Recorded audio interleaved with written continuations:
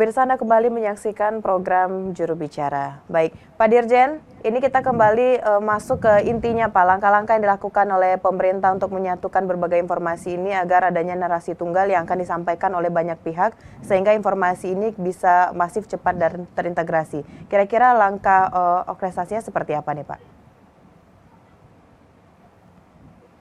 Iya, jadi di Indonesia, kementerian, lembaga, termasuk Kominfo sendiri ini kan punya banyak kanal, ya, karena tadi saya sampaikan ini era media sosial, jadi kita bisa membuat kanal sendiri, ya berbeda di masa dulu, kita harus membuat koran yang mahal harganya, kita harus membuat stasiun televisi yang juga mahal harganya, tetapi sekarang dengan adanya media sosial, dengan adanya media digital, maka gampang sekali sekarang untuk membuat kanal-kanal atau membuat media sendiri. Ya karena itu hampir semua kementerian, bukan hampir ya, memang semua kementerian dan lembaga ini mempunyai kanal sendiri-sendiri. Bahkan satu kementerian bisa mempunyai lebih dari satu kanal ya, terutama di medsosnya begitu kan, di media sosialnya. Bahkan sekarang kementerian dan lembaga juga punya televisi sendiri, televisi yang berbentuk streaming ya di media sosial begitu. Apakah di YouTube misalnya seperti itu atau di TikTok. Nah, ini menurut saya ini harus kita integrasikan, harus kita orkestrasi begitu ya. Harus kita orkestrasi, karena itu Kominfo kemudian membuat satu website yang kita upayakan untuk mengintegrasikan berbagai kanal yang ada di kementerian dan lembaga, bukan cuma yang ada di Kominfo ya, supaya nanti orang cukup mengklik satu website dan kemudian dia sudah mendapatkan informasi tentang oleh berbagai kementerian dan lembaga ya. Jadi kita mengintegrasikan ya, kita bukan memusatkan atau mensentralisasi, tapi mengintegrasikan semuanya ke dalam satu website yang bernama indonesiakini.id.go.id begitu. Nah, jadi orang mengklik di situ, nanti di situ ada kanal-kanal yang tadi itu, misalnya kalau di Kominfo kita punya cyber kreasi, ya kita punya indonesiabaik.id, ya kita punya Genbest, ya kita punya GPR TV, TV kita ini, itu nanti bisa dibuka atau ditonton dari Kominfo dari indonesiakini.go.id. Nah, ini adalah upaya untuk mengintegrasikan ya, dengan mengintegrasikan seperti ini kita kan bisa juga mengontrol. Oh, ada yang melenceng misalnya komunikasi publiknya, maka kita bisa ingatkan.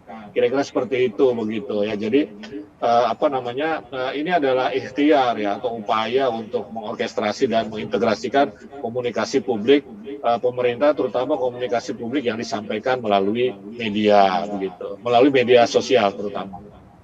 Baik, berarti salah satu caranya adalah dengan menyediakan yang namanya indonesiakini.go.id begitu Pak ya. Akan diperlukan sistem yang dapat menyatukan seluruh kanal komunikasi yang akan dilakukan oleh Kominfo. Baik, mungkin terakhir Pak Dirjen, bagaimana pesannya kepada teman-teman yang bergerak juga dalam bidang penyaluran komunikasi kepada masyarakat agar tetap mengedepankan keintegrasian terhadap pemberitaan ini Pak?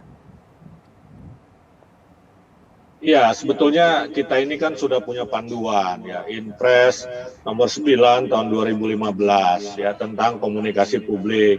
Paling tidak ada dua hal di situ. Yang pertama yang diatur, adalah soal narasi tunggal. Tadi di awal sudah saya sampaikan tentang narasi tunggal. Jadi semua kementerian dan lembaga ini harus berpedoman kepada narasi tunggal, kepada agenda setting tunggal. Setiap hari ada agenda-agenda setting yang kita dibikin oleh KSP. Nah, itu saja kita patuhi, tinggal lagi bagaimana kita mengembangkannya. Narasi tunggal atau agenda setting itu sesuai dengan tugas dan fungsi masing-masing kementerian dan lembaga.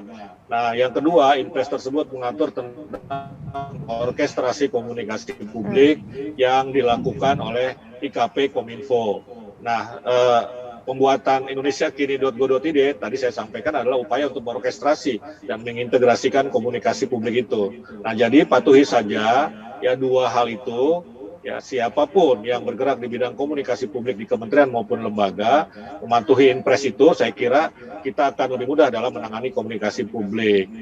Dan yang barangkali juga perlu kita ingatkan, hapuskan, kesampingkan, tepikan ego-ego sektoral begitu. Kita harus berkolaborasi semua kementerian dan lembaga ini dalam mengkomunikasikan pesan-pesan pemerintah kepada masyarakat agar ya tujuan dari komunikasi publik itu tercapai. Apa tujuan komunikasi publik? Terciptanya kepercayaan publik kepada pemerintah. Baik, indonesiakini.go.id hadir untuk mengharmonisasikan komunikasi publik di pusat dan juga daerah, begitulah kira-kira Pak Dirjen ya. Baik Pak Dirjen, terima kasih telah hadir dan berdiskusi bersama di Dialog Juru Bicara kali ini. Kita akan tunggu informasi-informasi terbaru dari Kementerian Komunikasi dan Informatika. Pemirsa, itulah dialog kita dalam program Juru Bicara bersama dengan Dirjen IKP Kementerian Kominfo Republik Indonesia. Terima kasih bagi Anda yang telah menyaksikan. Saya Mona Azarini pamit. Sampai jumpa.